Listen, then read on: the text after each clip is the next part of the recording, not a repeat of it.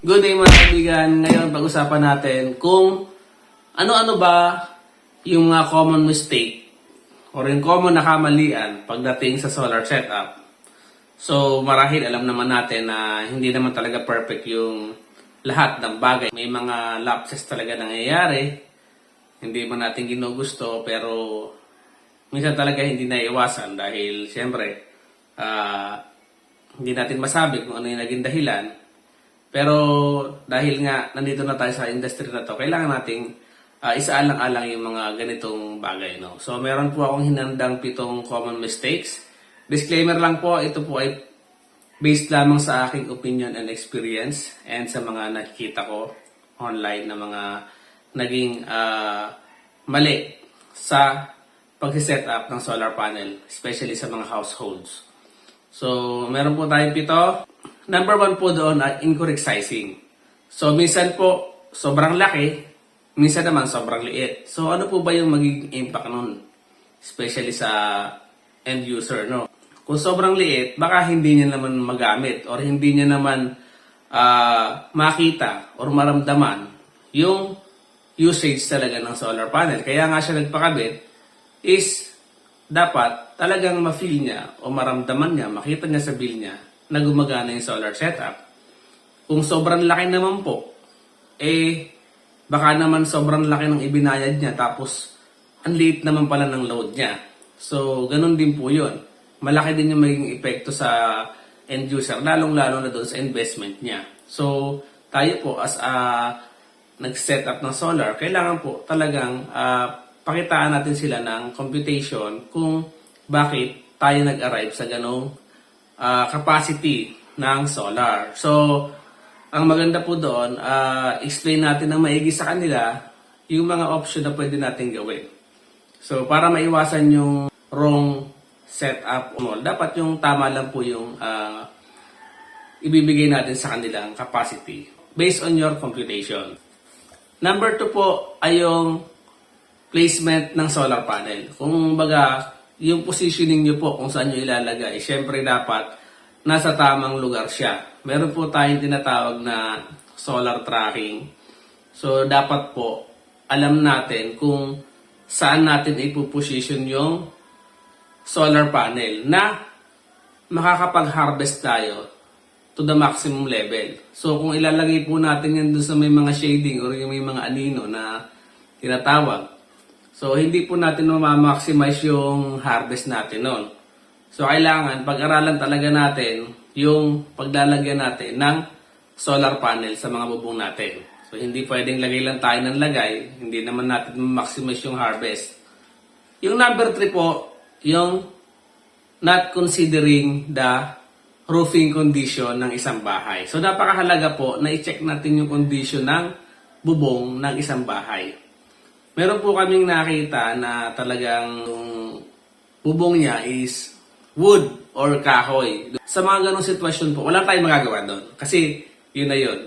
Dahil nga nasa isolated sila, ibig sabihin, yun talaga yung bahay nila. So, para lang sila magkaroon ng kuryente, kailangan natin lagyan yun. Pero hanggat maaari po, iwasan natin na maglagay doon sa mga roofing na hindi siya stable. Ano po magiging epekto nun sa kanila? So, mararamdaman po natin yan, lalong-lalo na kung meron tayong mga bagyo na darating. Siyempre, kung hindi po maganda yung bubong or hindi stable yan, tapos naglagay tayo ng solar, baka mamaya pag nilipad yung bubong, lipad din yung solar mo, di ba? So, isa pa po, during installation ng solar, pwede pong malaglag yung mga nagkakabit dyan dahil hindi po siya stable. So, before po natin lagyan, kailangan po talaga natin i-check din yung condition ng roofing ng isang bahay. Number 4 po, yung improper cabling sizes. So, alam naman natin to dahil mga nasa electrical industry. So, napaka-importante po ng cabling natin. Yung tinatawag na proper sizing ng kable. So, kung sobrang liit po niyan, mahirap po yun. Baka masunog yan and mag-cause pa ng sunog sa bahay. So, kailangan po talaga nating computein yan or i-compute nating maayos based dun sa ating sinusunod na table sa PEC or kung meron kayong mga graph or chart na sinusunod sa kable. nababangga po doon sa kanyang amperahe o sa kanyang ampacity. So napakahalaga po ng proper sizing ng cable natin. Panglima po na common mistake yung paggamit ng substandard ng mga materyales. So ito po ay talagang nangyayari, no? Lalo na dahil nagtitipid ang isang installer is gumagamit na siya ng substandard. Ano pong magiging epekto naman ito sa sa solar setup natin? So common na po 'yon, no? Para lang tayo nag-construct ng bahay na ginamitan natin ng substandard. So magiging epekto po noon in the long run is talagang kakaproblema tayo diyan. Unang-una, hindi matibay yan. Nakabilad po palagi yan sa So, pag ginamitan natin yan ng mga substandard materials, is talagang magkakaproblema kayo dyan pagdating ng panahon or after a year or ilang buwan. So, iwasan po natin gumamit ng substandard materials. So, alam naman po natin as a electrician, as an engineer, alam natin yung standard or matibay na mga materyales.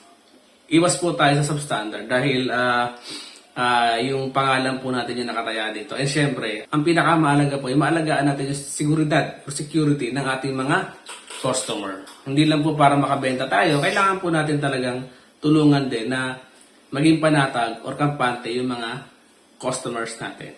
Ang pang-anim po mga kaibigan ay not considering the future expansion. Kailangan po natin sabihin kay customer, lalo na kung tight pa yung budget nila and magpapalagay pa lang sila ng ganito kaliit na capacity.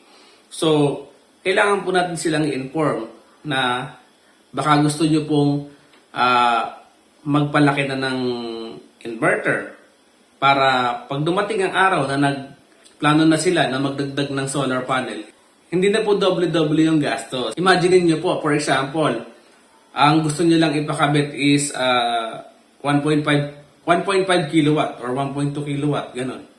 Tapos, ang ilalagay nyo rin na inverter is gano'n din. Mga sample lang po ito 1.5 kilowatt din. Pero, yung actual load niya talaga or yung customer, nagpaplano pa siya na magpalagay ng additional solar panel. So, kailangan natin i-inform yung customers natin na meron tayong mas malaking capacity ng inverter na pwede nating magamit sa future expansion.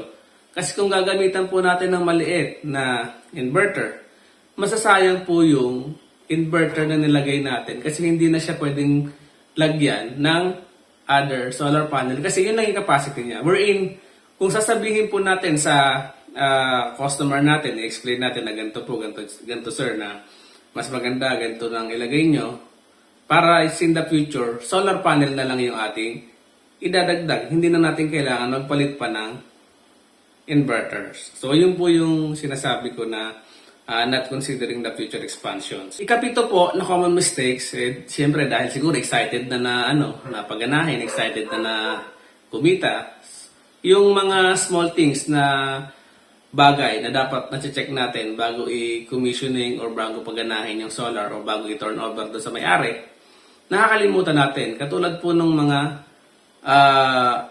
tightening ng bolt.